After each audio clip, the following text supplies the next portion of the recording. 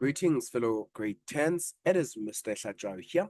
Welcome to Back to Basics. Look, I've been receiving numerous requests on functions for grade 10s. So I've decided that today I'm going to try and do some of the things in them. Right?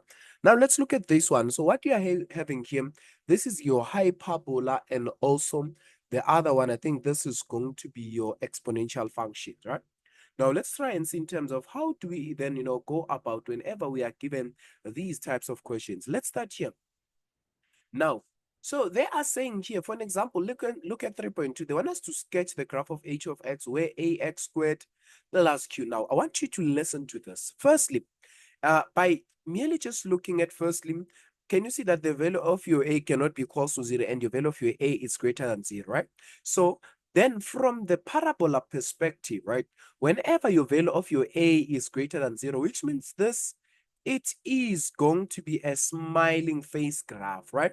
Once again, this is going to be the smiling face graph, or this is going to be the graph that is going to be concaved up altogether, right? And then number 2, right? Can you see that this is ax squared plus q altogether?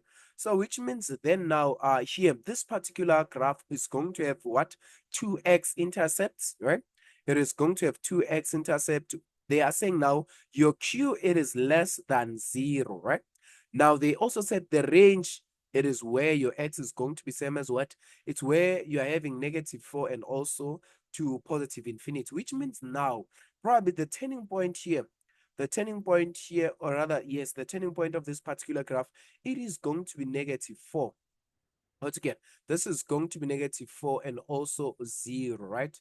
Because that's what basically they are saying. Actually, this is going to be same as 0 and 4 because the intercept here represents your y. Once again, so which means this is same as 0 and -4, which is going to be your turning point of this particular graph, right?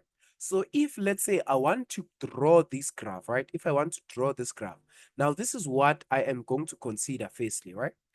This is what I'm going to consider firstly. Now let's start here.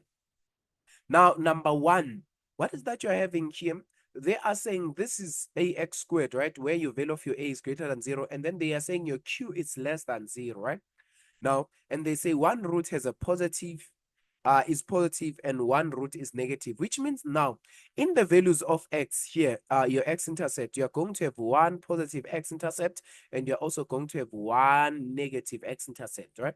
Even though we don't know that, but what is that we already know? So which means now, for an example, we already know that the turning point of this particular graph is going to be same as -4 altogether, because they said this graph is starting from -4 and it is going to positive infinity.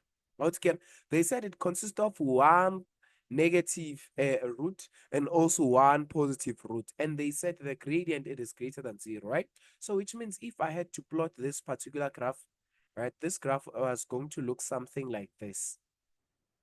Altogether, this particular graph, it was going to be a smiling face graph altogether.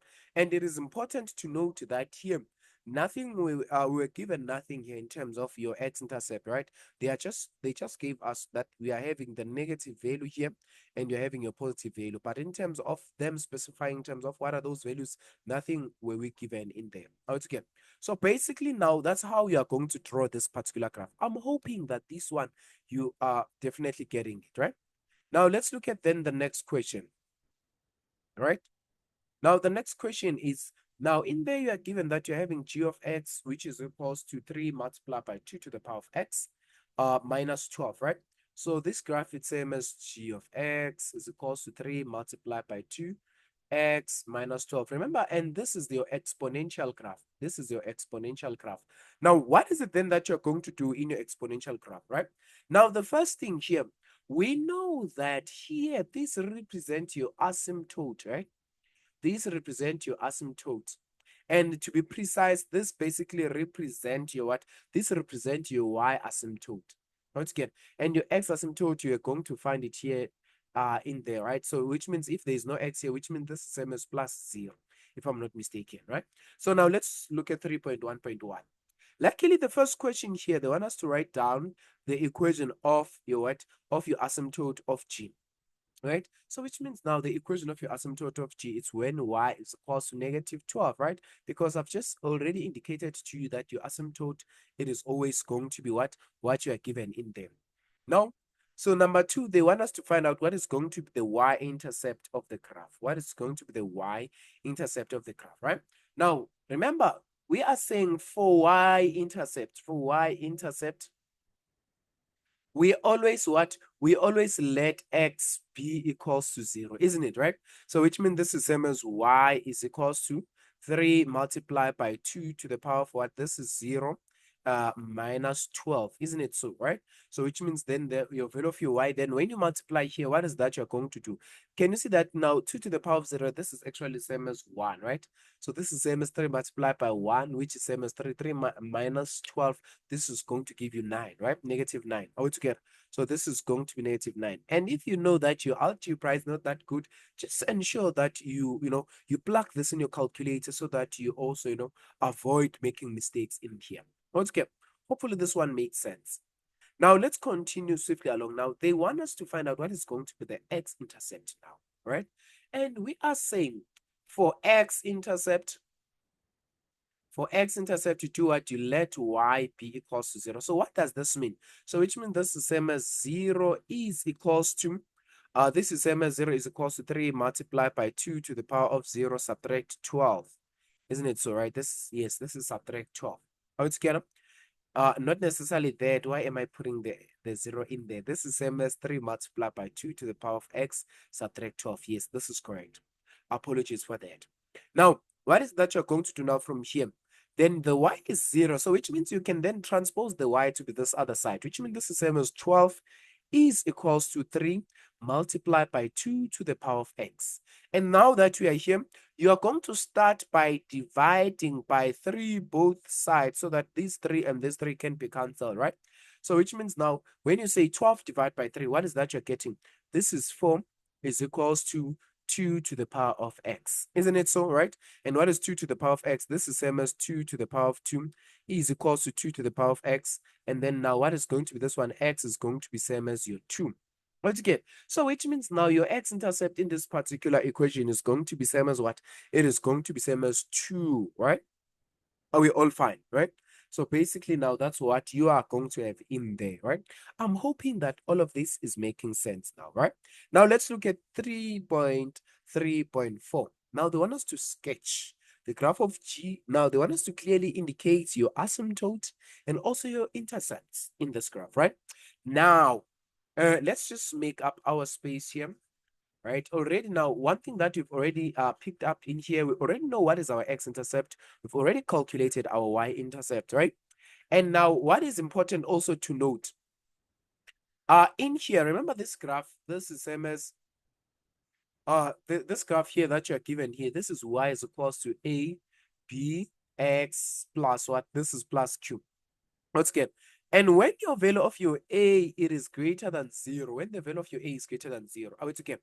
Or when it's greater than 1, let me not say when it's greater than 0, when it's greater than 1, which means now, yes, when your value of your a is greater than 1, it means now this graph is going to be curved like this, right?